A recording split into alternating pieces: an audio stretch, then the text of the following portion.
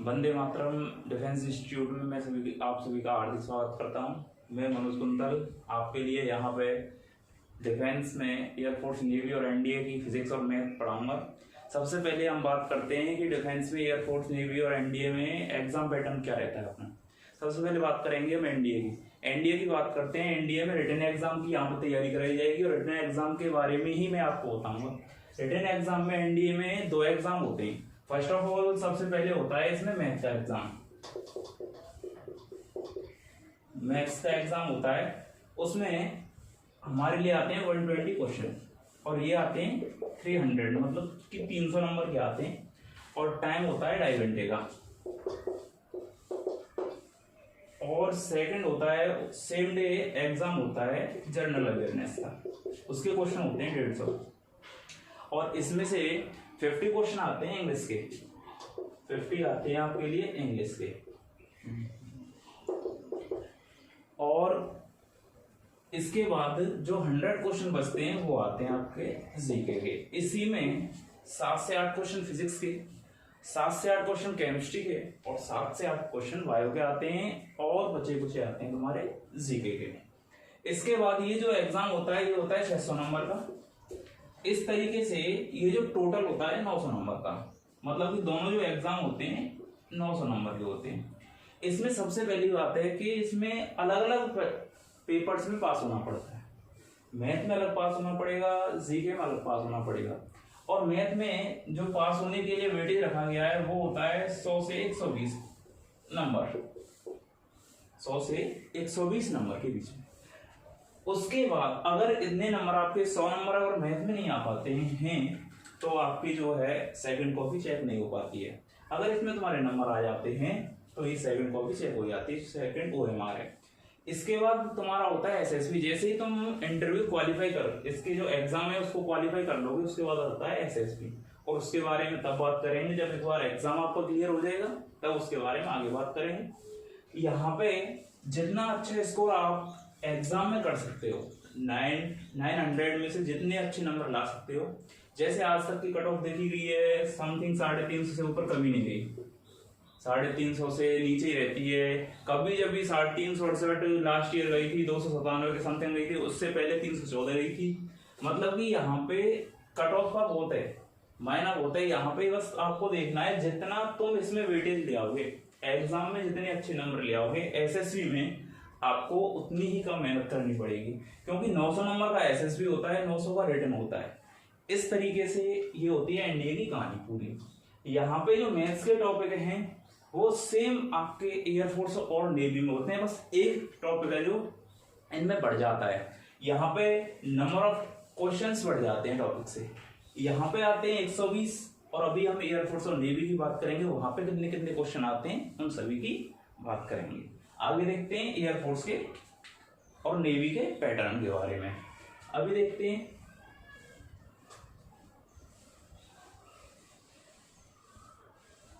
अब हम बात करते हैं नेवी की।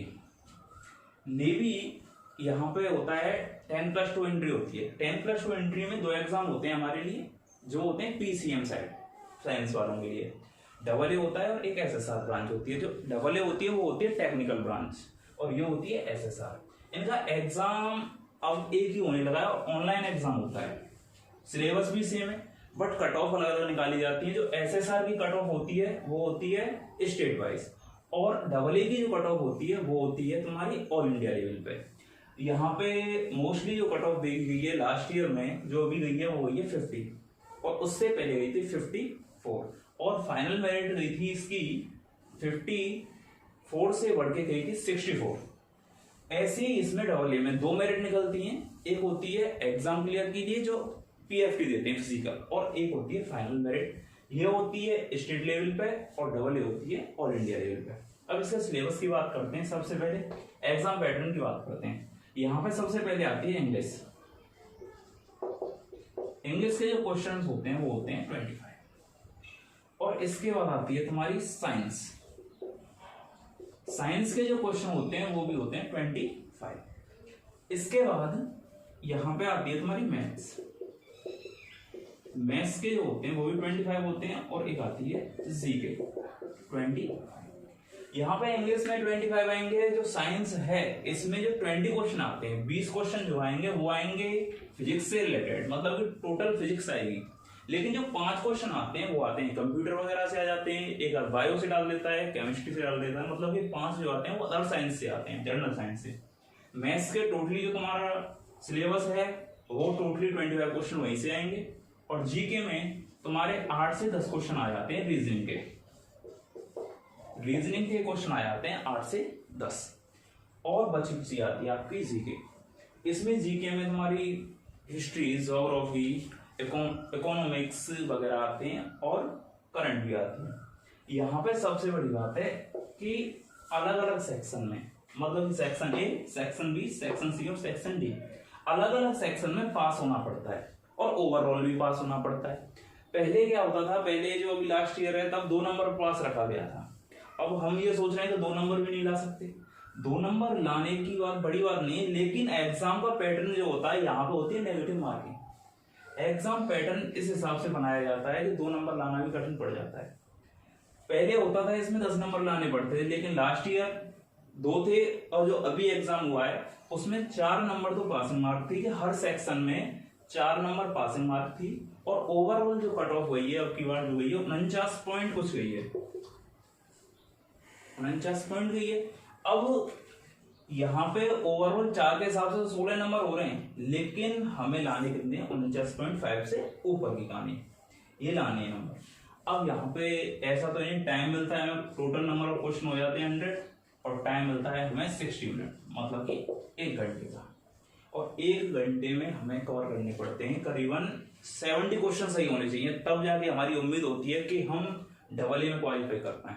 अगर आपके नंबर रह रहे हैं 65 से हमने 1-2 नंबर ऊपर या 1-2 नंबर नीचे, तब हम ये होती है एसएसआर की कहानी। क्यों लास्ट ईयर से कंपटीशन इतना बढ़ गया है इनमें, क्योंकि पहले कट ऑफ जाती थी, कट ऑफ के हिसाब से 12th में जितनी परसेंटेज है उस बेस से कॉल लेटर आता था, लेकिन अब सभी का कॉल लेटर आता है। इस वजह से इसमें कंपटीशन बढ़ता हुआ जा रहा है और यहाँ पे cut of her bar exam में बढ़ती हुई जाती है।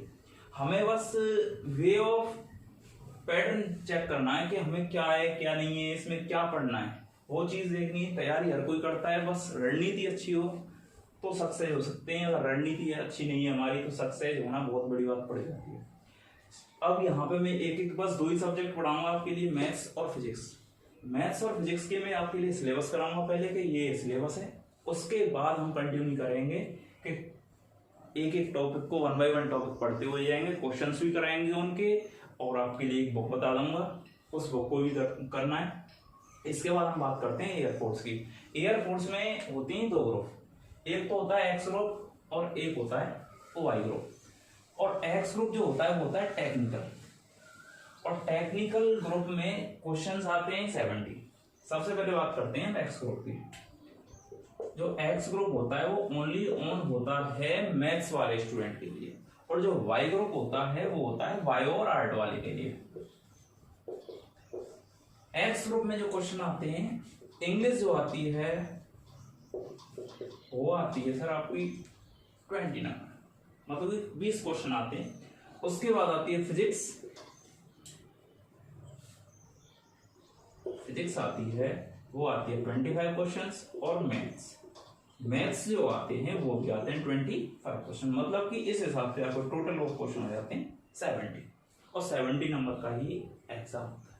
यहाँ पे जो कट ऑफ जाती है वो अमूमन जाती है, अभी तो लास्ट ईयर 28 गई थी, 70 में से कोई बड़ी बात नहीं है लाना। लेकिन यहाँ पे जो उन्होंने पैटर्न बना रखा है कि इंग्लिश में पास होने के लिए 10 ही चाहिए। आपके नंबर आ रहे हैं 70 में से 40, लेकिन इंग्लिश में आपके 10 से कम है तो आप फेल हो जाओगे। यहाँ पे इंग्लिश में 10 चाहिए, और फिजिक्स और मैथ को वो अपने हिसाब से जैसे कट हो जाती है, 28 कट ऑफ हुई है तो 10 इसमें हो गए तो 9 नंबर पे इसमें पास करते हैं। अगर कट ऑफ 30 से ऊपर जाती है तो ऑल ओवर 10-10 नंबर चाहिए सभी में। अब तक जो हाईएस्ट कट ऑफ हुई है वो हुई है 36, 70 में से 36 एग्जाम पास के लिए, 70 में से 36। लेकिन जैसे ही तुम एग्जाम क्लियर करोगे, यहाँ से एग्जाम क्लियर होने के बाद सेकंड फेज होता है, उसमें होती है तुम्हारी ग्रुप डिस्कशन, जीडी, फिजिकल और साइको टेस्ट। उसके लिए ये एग्जाम क्लियर करना पड़ेगा। उसके बाद मेडिकल होगा और मेडिकल के बाद फाइनल मेरिट आती है, तब इसके नंबर बढ़ जाते हैं। तो मेरा मानना है कि जिस बच्चे के 70 में से 40 प्लस नंबर होंगे उस बंदे को कोई नहीं रोक सकता है। 40 प्लस जिसके आ गए उसको कोई नहीं रोक सकता। ऐसे ही सेम यहाँ पे तो वाई ग्रुप में आती है तुम्हारी इंग्लिश, 20 क्वेश्चन आते हैं, और एक आती है रागा।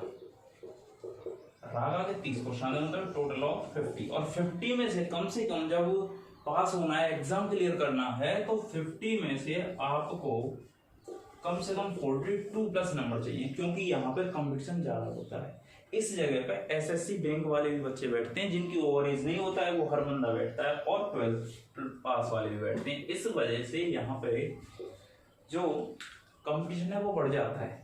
मैं आपके लिए बस टेक्निकल की तैयारी कराऊंगा, फिजिक्स और मैथ की, और इसके बाद जैसे ही एग्जाम क्लियर होता है, एग्जाम क्लियर करने के लिए आपको 2 सब्जेक्ट टारगेट करने पड़ेंगे। किसी एक सब्जेक्ट को टारगेट करो, फिजिक्स, इंग्लिश, मैथ। इंग्लिश में तो कंपल्सरी आपको 10 लाने पड़ेंगे।